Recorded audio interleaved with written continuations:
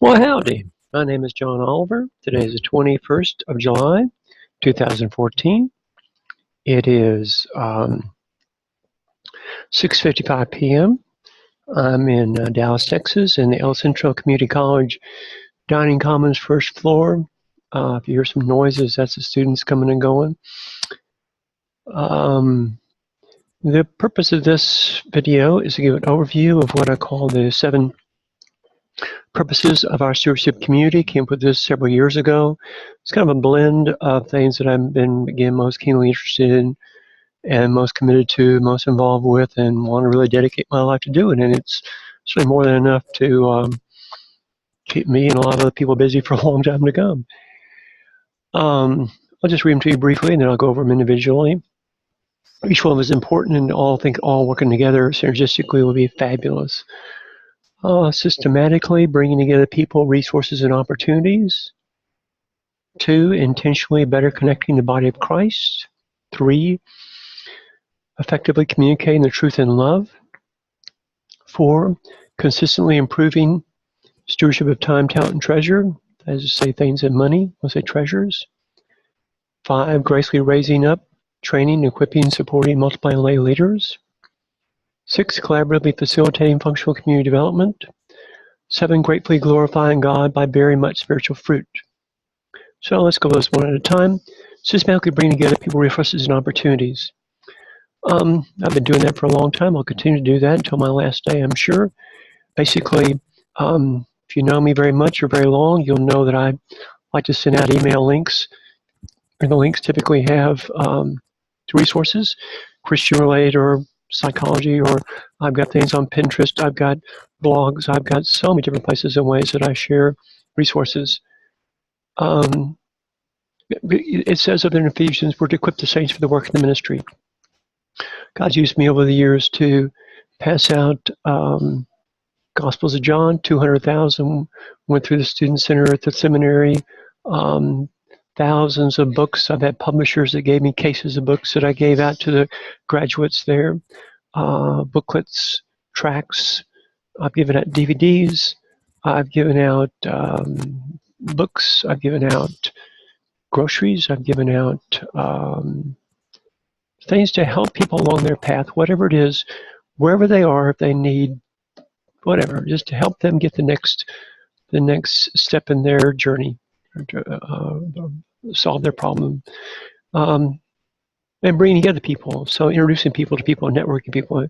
Do you know about so and so, this expert or that group or such things? I'm connecting, kind of a guy, and we're so unconnected, and there's so many amazing, wonderful things out there, fabulous things, and people will have a question about Islam or about Buddhism or New Age or homeschooling or recovery or marriage or something, Lord knows, our church history, and I've seen hundreds of videos. I know lots of websites, so I share those, and I want to bring them together, and that relates back to one of the 5 services, which I'm good time to mention that, is that one of the services that I will offer to the body of Christ for the rest of my days is I have thousands, I have hundreds, I have numerous blogs and websites and collections of links, and I have at least 2,000-3,000 links that I've organized and shared with different people over the years.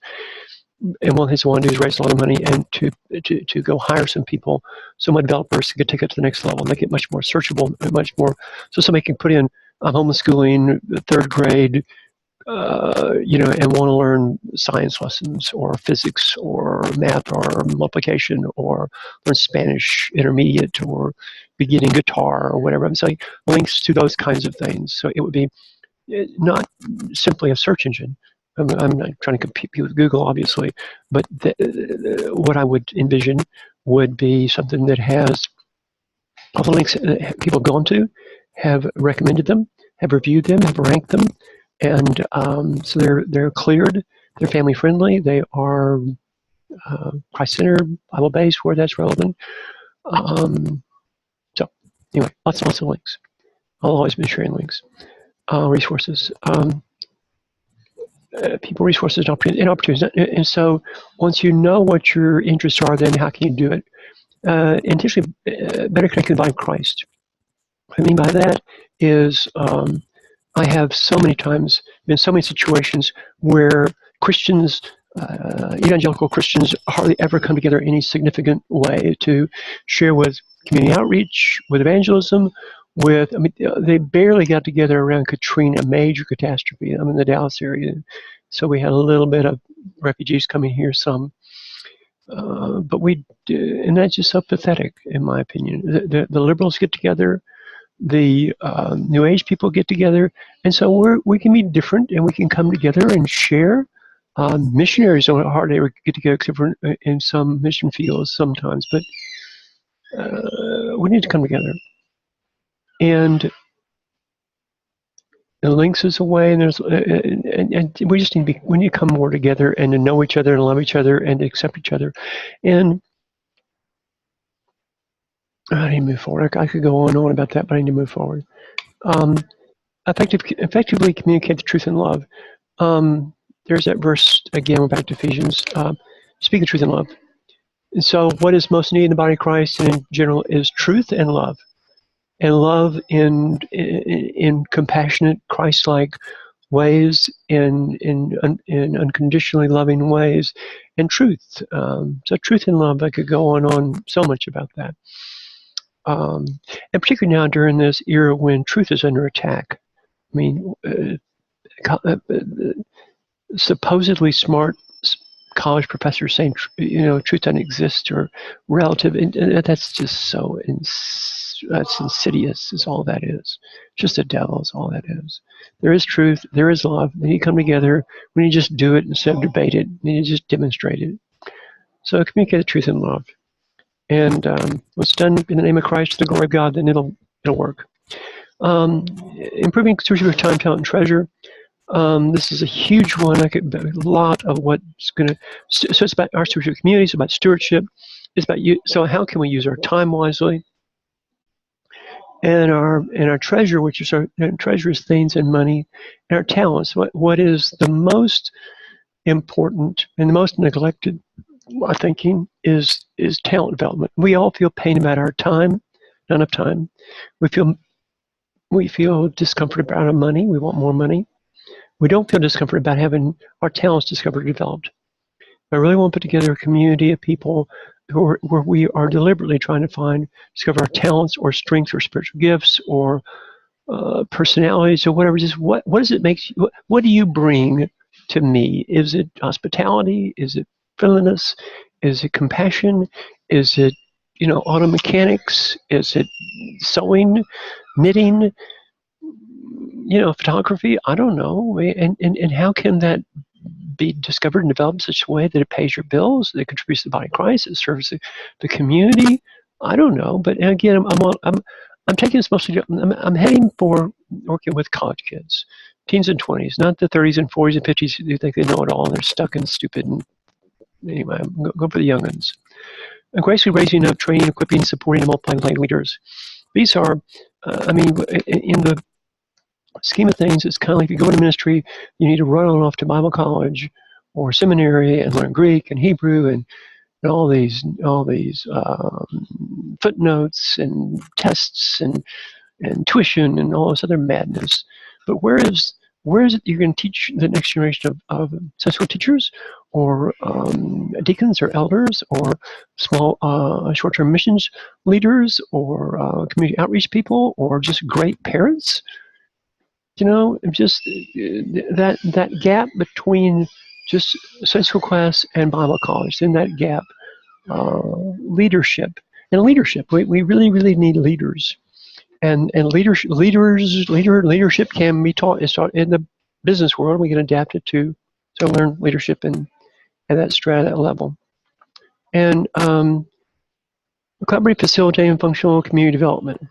Well, this is, I think, very, very important. It's kind of an enigma or puzzle to me because I know we need community. We don't have community. I'm not sure what community is. I've been in and around a few kind of pretty good communities. I mean, we're in a severe, horrible shortage of community.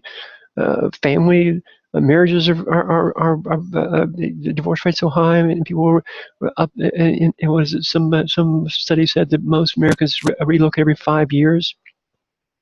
So you can't put down very many roots for very long. And so neighborhoods and there's no. So what is community? We need it, and we're just going to work toward it. And online and offline and both, and so essential is community. My gosh. Anyway, I want to cry about that right now. Gratefully glorify God by bearing my spiritual fruit. So I think that everyone needs to abide in the vine, Jesus Christ, and bear good fruit. And your fruits are my fruit. My fruit is using media in these kinds of ways, and exhorting and teaching, developing systems to do this. Yours might be playing guitar or cooking lasagna, or teaching Old Testament, or you're washing the feet of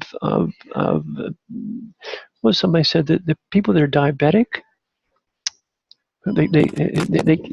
people have people go in the hospital to cut their toenails and fingernails so they don't cut themselves. There's some of the blood things, because if they bleed, they don't heal. So the people just go in there and just do their manicures and pedicures. That's service, People just go visit prisoners. Go visit prisoners. It's the Bible. We don't do a great job of that. Intercession. I mean, what is it with you? I don't know. But get with it. Find it. Do it. And let me support you in it. If you need resources, you need support, if you need encouragement, then let's get on with it. Individually, collectively, in pairs, in small groups. Let's go. I mean, we need to not be afraid of the verses that say we're to be about good works and good deeds and bearing fruit. I mean, fruitful and effective and productive.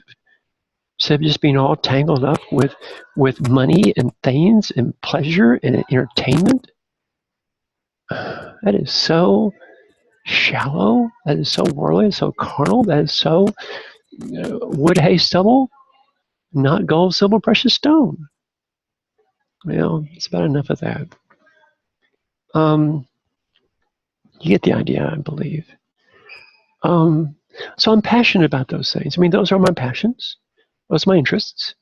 And that's big enough, plenty big enough, thank you very much, and inclusive enough and round enough that lots of people could find room under that big tent to come and join with me and us, and let's do it together, okay? Okay. Ciao. Shalom.